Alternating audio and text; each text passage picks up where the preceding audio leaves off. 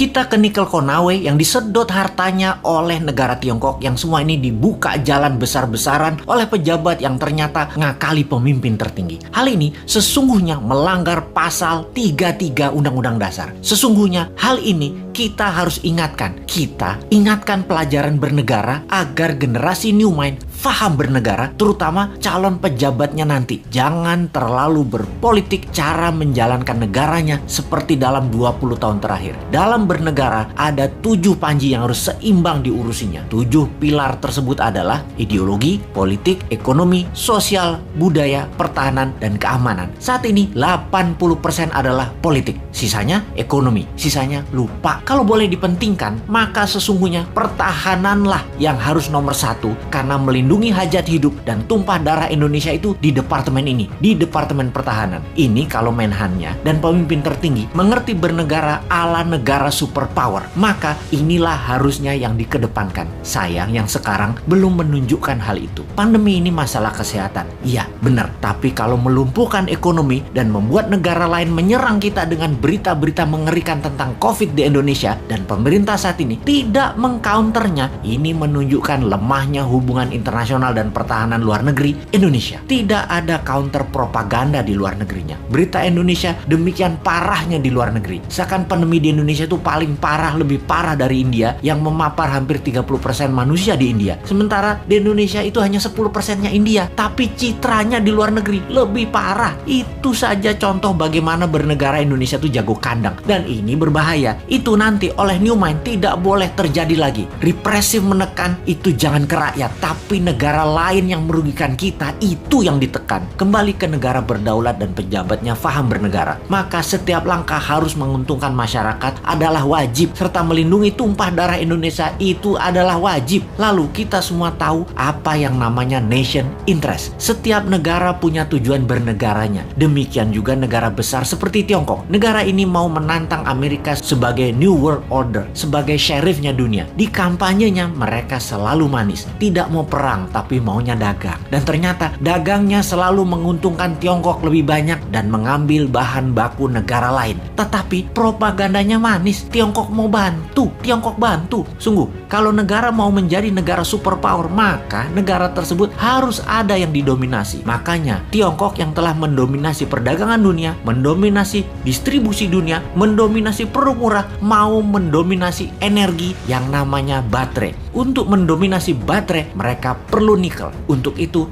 nikel terbesar di dunia hanya ada di Indonesia. Mereka mainkanlah. Pokoknya bagaimana caranya bikin semua orang silau, tak melihat niat jahat tadi yang terlihat nolong, pindah gede-gedean tambang nikel dan pabrik smelter, mengambil secepatnya bahan baku Indonesia mumpung masih berkuasa dan dibukakan jalan. Dijanjikannya Indonesia akan punya pabrik baterai, tapi bahan bakunya dihajar habis dulu sampai habis. 3 tahun lagi rasanya cukup buat mereka hajar habis tambang tersebut dan menjadikan Tiongkok punya cadangan selama 20 tahun ke depan untuk jadi raja baterai dunia. 90% keuntungan nikel adalah kalau dijadikan baterai, dan itu strategi Tiongkok. Sementara kita dapat taiknya Tiongkok. Sudah sejak 4 tahun lalu kita berjuang mengingatkan bahayanya tambang nikel di Sulawesi karena tidak menghasilkan keuntungan apapun buat Indonesia atau kurang menghasilkan keuntungan buat Indonesia. Buktinya kita masih ngutang bernegaranya. Sementara kalau nikel jadi baterai tanpa asing, maka hutang plus tidak ngutang lagi adalah sebuah kepastian. Oh lupa,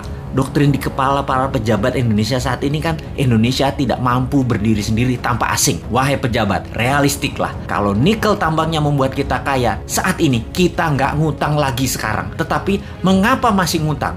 Mengapa masih naikin pajak? Pejabat tertinggi pejabat-pejabat tadi berlindung di balik kebaikan Anda. Namun sesungguhnya kebijakan mereka membahayakan Indonesia, anak cucu Anda, dan anak cucu kita.